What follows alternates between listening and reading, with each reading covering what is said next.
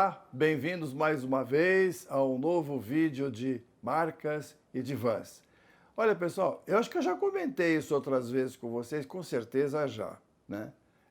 A minha inspiração e de outras pessoas que trabalham com branding, principalmente as pessoas que eu mais respeito, tem uma fonte muito mais ampla do que só o próprio negócio onde a gente trabalha, o próprio olhar para o mercado.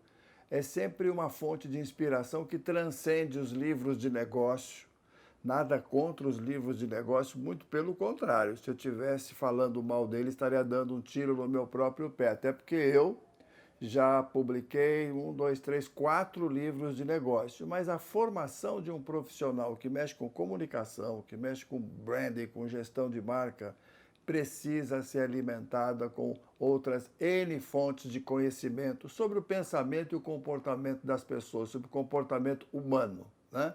Fora isso, a gente fica muito enclausurado nessa área fechada do pensamento só de negócio e esquece que, em última instância, é gente para quem a gente vai falar, é gente com quem a gente se relaciona, com as nossas marcas se relacionam, né?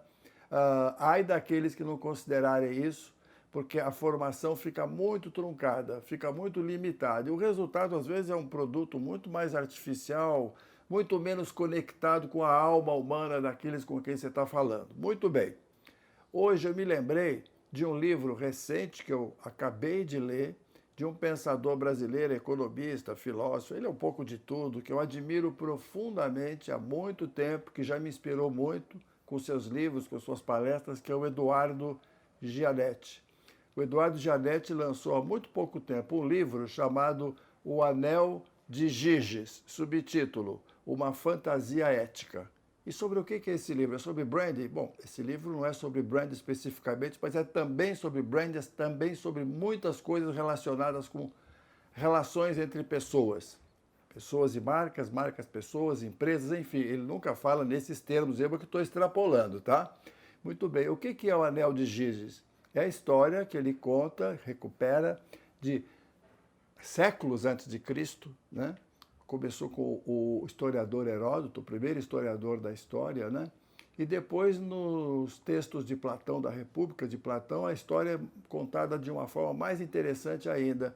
A história é a seguinte: um camponês descobriu um dia, não vou encurtar a história, tá?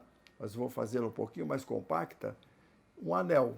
Ele colocou esse anel no dedo e ele percebeu o seguinte: quando ele girava o anel, ele ficava invisível.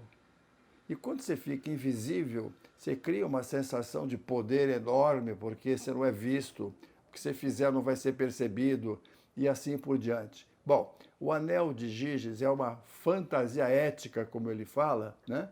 E serve de inspiração, e tem servido de inspiração ao longo dos séculos para muitos filósofos e pensadores.